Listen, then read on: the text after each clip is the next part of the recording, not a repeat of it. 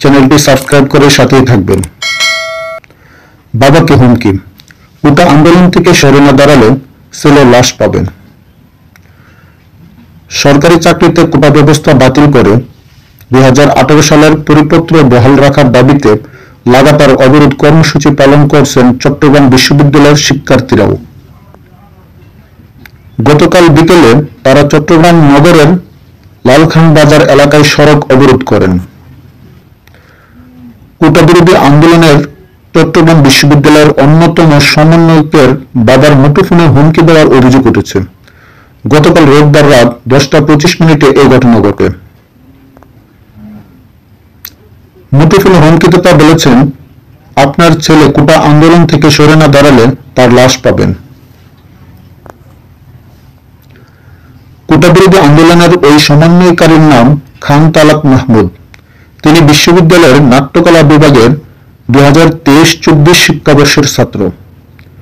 শুরু থেকেই তিনি চট্টগ্রাম বিশ্ববিদ্যালয়ের কোটা বিরোধী আন্দোলনের সঙ্গে যুক্ত।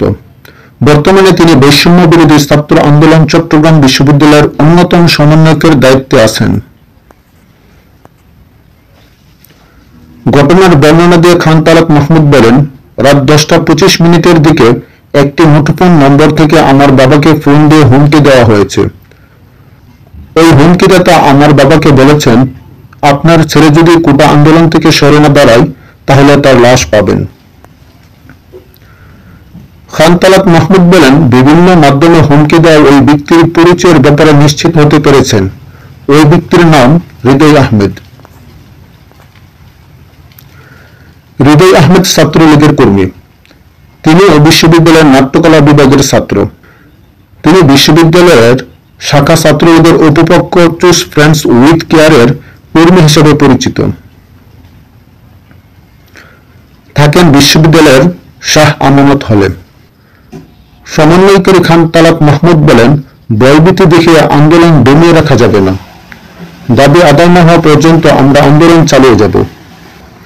হুমকি দেওয়ার এই ঘটনা ইতিমধ্যে লিখিতভাবে বিশ্ববিদ্যালয় কর্তৃপক্ষকে জানিয়েছি। এ ব্যাপারে জানতে চাইলে বিশ্ববিদ্যালয়ের প্রক্টর অধ্যাপক মোহাম্মদ ওহিদুল আলম বলেন, তিনি লিখিত অভিযোগ পেয়েছেন। ওই শিক্ষার্থীকে থানায় সাধারণ ডায়েরি করতে বলা হয়েছে। এ বিষয়ে তারা প্রয়োজনীয় ব্যবস্থা নেবেন। সরকারি চাকরিতে কোটা ব্যবস্থা বাতিল করে 2018 সালের পরিপত্র বহাল রাখার দাবিতে লাগাতার অবরোধ কর্মসূচি পালন করছেন শিক্ষার্থীরা।